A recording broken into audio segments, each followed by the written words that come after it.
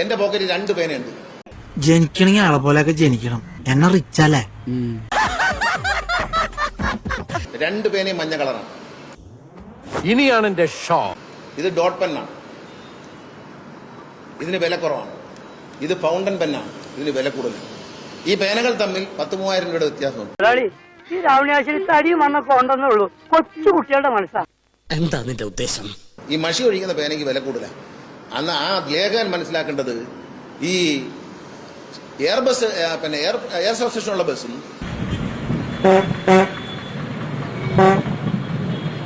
Ordinary ബസ്സും തമ്മിലുള്ള വ്യത്യാസമുണ്ട്. പേന കാണിച്ചത് കൊണ്ട് ഞാൻ പേന കാണിക്കാം. ഓ, നിന്റെ ബുദ്ധി വിമാനമാണല്ലോ. വിമാനമല്ല, റോക്കറ്റ്. 2 മഞ്ഞ പേനയാണ്, 2നും വില വ്യത്യാസമുണ്ട്. ഇതുമായിട്ട് 10,000 രൂപയുടെ വ്യത്യാസമുണ്ട്. ഇതൊക്കെ ഞങ്ങളോട് പറഞ്ഞത് എന്തിനാ? മഷി ഒഴിക്കുന്ന പേനയ്ക്ക് വില കൂടുതലും ഡോട്ട് പെന്നിനും വില കുറവുമാണ്.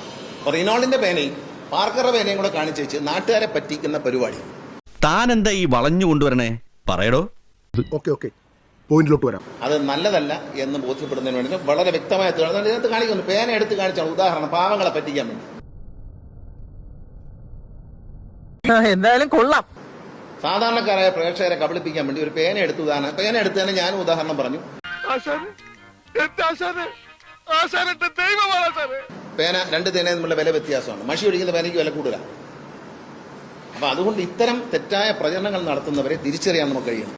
ആദ്യം കണ്ട പിച്ചിരി പഴയാണെന്ന് തോന്നിയെങ്കിലും നീ ഒരു സ്നേഹമുള്ളവനാണെന്ന് ഇപ്പൊ മനസ്സിലായി. തൽക്കാലം ഇത്രയും മതി. വരട്ടെ.